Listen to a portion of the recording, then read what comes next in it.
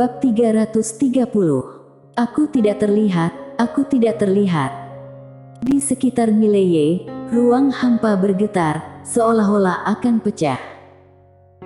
Raut wajah Mona Yue berubah drastis, dia bergegas menerjang ke depan Mileye, dan pada saat ini, kekuatan ruang hampa meledak langsung ke arahnya. Mona Yue langsung terguncang mundur 100 kaki jauhnya. Saat berikutnya, sebuah pedang tiba-tiba muncul di tangan Mona Yue, dan dalam sekejap, dia berubah menjadi sebuah pedang dan melesat keluar. Dengan cara ini, cahaya pedang mencabik-cabik hal yang ia lewati, dan Mona Yue dengan paksa datang ke sisi Mileye. Kemudian, dia meraih pinggang Mileye dengan tangan kanannya. Setelah itu tubuhnya bergetar, dan menghilang di tempat. Dan posisi di mana Mileye awalnya berdiri telah dipelintir menjadi pusaran aneh. Di dalam menara penjara alam, Lin Si yang berada di puncak menara sepertinya menemukan sesuatu yang salah. Dia berhenti, dan pada saat ini, Dewa Agung Erlu tiba-tiba muncul di depannya. Dia menatap Lin Si dengan dingin dan tidak berbicara. Lin Si mengedipkan matanya, lalu menutup kedua matanya, berbalik dan perlahan-lahan merangkak ke bawah, kemudian berkata sambil merangkak, "Aku tidak terlihat, aku tidak terlihat." Pada saat ini, Dewa Agung Erlu tiba-tiba menangkapnya dan menghilang di puncak menara. Di dalam aula pedang awan, Mileye sedang berbaring di atas tempat tidur, sudah dalam keadaan koma, dan di sampingnya ada Mona Yue dan Asri Gu. Mona Yue menatap Mileye, sedikit mengernyit, lengan kanannya dipenuhi dengan retakan, yang baru saja terluka oleh kekuatan ruang hampa. Kekuatan ruang hampa begitu kuat sampai membuatnya masih memiliki beberapa ketakutan yang tersisa ketika dia memikirkannya. Pada saat ini, Asri Gu tiba-tiba berkata, "Kekuatan itu sulit untuk dikendalikan. Sebaiknya aku menyuruhnya untuk jangan coba-coba lagi untuk saat ini." Mona Yue menggelengkan kepalanya, dia hampir berhasil sebelumnya, pasti ada hal yang tidak beres. Asri Gu berkata dengan sungguh-sungguh, "Ini sangat berbahaya." Mona Yue berkata dengan lembut, "Dia tidak akan menyerah." Asri Gu mengangguk, "Benar juga, orang ini sangat keras kepala." Pada saat ini, Xavier Chang muncul di dalam aula. Dia melirik Mona Yue serta Asri Gu. Puncak Liandi, ketua sekte, memiliki sesuatu untuk dikatakan. Kedua wanita itu mengangguk kecil, dan segera, mereka bertiga pergi. Setelah setengah jam, Mileye bangun. Hal pertama yang dilakukan Mileye saat bangun tidur adalah langsung masuk ke menara penjara alam. Karena dia sekarang tahu bahwa Lin Si lah yang melakukannya. Di lantai pertama, Lin Si bersembunyi di sudut, menghadap dinding, berjongkok, memegang betisnya dengan kedua tangan kecilnya, terisak dari waktu ke waktu. Melihat adegan ini, Mileye tertegun, dia bahkan belum memukulnya. Pada saat ini, Dewa Agung Erlu muncul di depannya, tetapi itu bukan tubuh utama. Dewa Agung Erlu melirik Mileye, dia bisa menarik pedang. Mileye berkata dengan sungguh-sungguh, kenapa dia bisa menarik pedang? Menurut pandangannya, jenis pedang yang tidak diketahui levelnya tidak bisa dengan mudah ditarik oleh siapapun. Jika tidak, bukankah itu terlalu berlebihan? Dewa Agung Erlu menggelengkan kepalanya, hanya ada dua kemungkinan. Pertama, siapapun bisa menarik pedang. Kedua, dia spesial. Saat berbicara tentang ini, dia sepertinya memikirkan sesuatu dan memandang Mileye.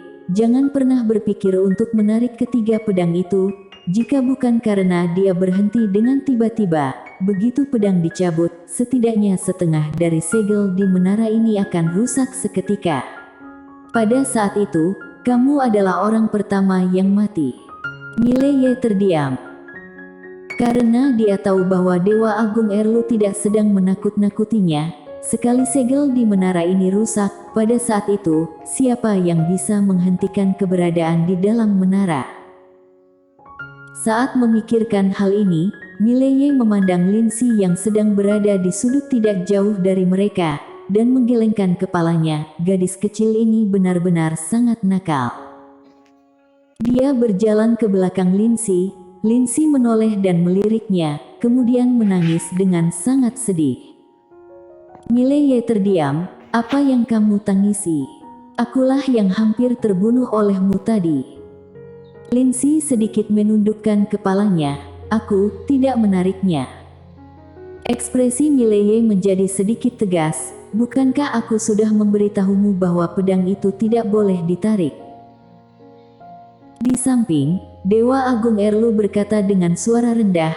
Dia mengatakan kamu tidak memperbolehkannya menarik pedang, tapi tidak mengatakan pedang mana yang tidak boleh ditarik. Jadi dia pikir dia tidak boleh menarik satu pedang, tapi boleh menarik dua pedang. Lindsay mengangguk dengan cepat. Mileye tercengang ketika mendengarnya. Bisakah hal ini dimengerti menjadi seperti ini? Setelah beberapa saat, Mileye tersenyum pahit, karena dia menemukan bahwa cara memahami dan berpikir logika gadis kecil ini berbeda dari orang normal. Dia menganggap dirinya sebagai manusia, tetapi sebenarnya, dia bukan manusia, dan logika berpikirnya setengah manusia, dan biasanya datang entah dari mana. Singkatnya, dia akan berpikir dan melakukan apapun yang bermanfaat baginya. Lindsay melirik Mileye, merasa sedikit bersalah. Apakah kamu akan memukulku? Mileye menggelengkan kepalanya dan berkata dengan tegas, untuk apa kamu menarik pedang itu? Apakah penghuni di lantai 4 itu yang menyuruhmu untuk melakukannya? Lindsay ragu-ragu, lalu berkata, ia mengatakan bahwa aku bisa terbang dengan pedang bersama denganmu jika sudah memiliki pedang. Ternyata memang karena penghuni di lantai 4. Mileye mengangkat kepalanya dan melirik lantai atas. Penghuni di lantai 4 ini memiliki niat buruk. Dia harus lebih waspada. Menarik kembali pikirannya, Mileye mengeluarkan pedang dan menyerahkannya kepada Lindsay. Jika kamu memiliki pertanyaan atau kebutuhan di masa depan, tanyakan saja langsung kepadaku. Apakah kamu mengerti? Lindsay meraih pedang itu, dengan senyum cerah di wajahnya. Baik-baik. Melihat senyum cerah Lindsay, Mileye tersenyum kecil. Sebenarnya dia tidak benar-benar marah. Karena si kecil di depannya tidak jahat, dia hanya suka bersenang-senang. Namun, kedisiplinan juga diperlukan di masa depan. Jika tidak, insiden besar dapat terjadi di masa depan. Setelah bermain dengan Lindsay sebentar, Mileye meninggalkan menara penjara alam dan kembali ke gunung belakang. Terus memadatkan pedang. 1 jam kemudian, sebuah pedang muncul di depan Mileye.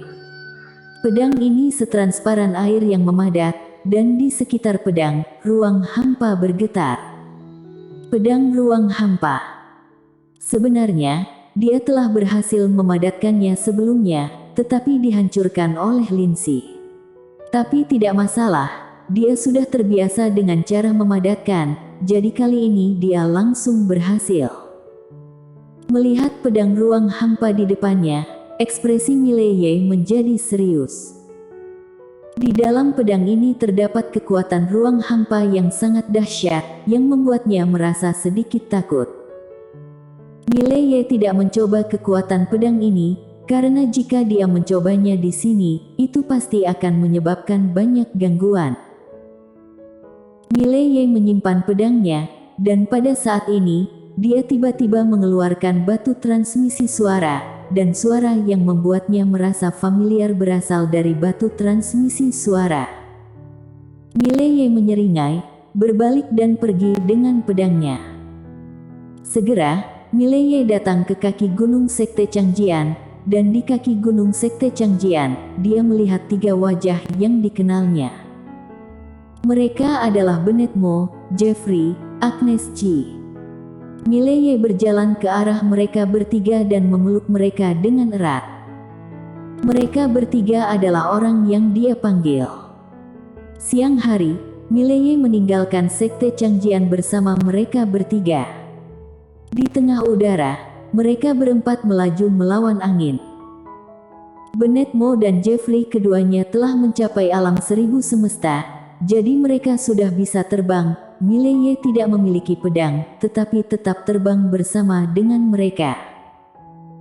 Di tengah udara, Bennett Mo memandang Mileye, Bandit Ye, saudara-saudara di akademi sedang menunggu panggilanmu. Jeffrey mengangguk, prajurit Tao dari Akademi Changlan, serta 10 orang bawahan Tuan Putri ke-9, sekarang kekuatan tempur mereka benar-benar merupakan nomor 1 di Qingzhou.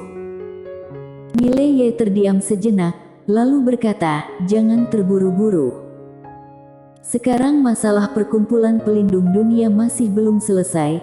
Jika murid Akademi Changlan dipanggil, maka perkumpulan pelindung dunia pasti tidak akan melepaskan Akademi Changlan. Bennett Mo juga mengangguk, ini memang masih belum waktunya, tapi aku hanya ingin memberitahumu bahwa saudara-saudara sedang menunggumu. Mileye tersenyum dan berkata, aku tahu. Akademi Changlan, tentu saja dia tidak melupakannya, karena itulah yang dia janjikan kepada Pak Tuaji. Segera, keempatnya datang ke dasar gunung, dan di gunung ini, terdapat sebuah akademi. Akademi Changlan. Ini adalah akademi tempat Pak Tuaji berada.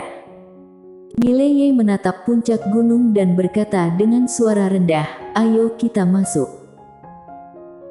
Mereka berempat berjalan menaiki gunung, dan pada saat ini, seorang pria parubaya tiba-tiba muncul di depan mereka berempat.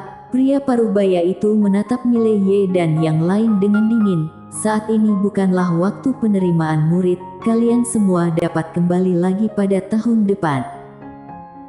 Mileye berkata dengan suara rendah, aku tidak datang untuk belajar, aku hanya datang untuk bertemu seseorang. Mendengar ini, pria parubaya itu mengerutkan keningnya, siapa yang ingin kamu temui? Mileye menoleh ke arah Agnes Ji, siapa nama guru dekan? Agnes Ji menggelengkan kepalanya, dia tidak pernah mengatakannya. Mileye mengangguk kecil, lalu menoleh ke pria parubaya itu, tolong beritahu bahwa murid Gino Ji datang. Gino Ji. Pria parubaya itu mengerutkan keningnya, apakah dia adalah pengkhianat yang itu? Pengkhianat. Ekspresi Mileye menjadi lebih dingin. Saat ini, pria parubaya itu mencibir, jangan buang-buang waktu. Dia hanyalah seorang pengkhianat Akademi Changlan. Kalian ingin menggunakan namanya untuk masuk ke dalam Akademi Changlan. Kalian benar-benar sedang bermimpi. Kalian. Pada saat ini, Mileye tiba-tiba menghilang di tempatnya, dan saat berikutnya, suara pria parubaya itu tiba-tiba berhenti. Karena terdapat pedang di antara alisnya.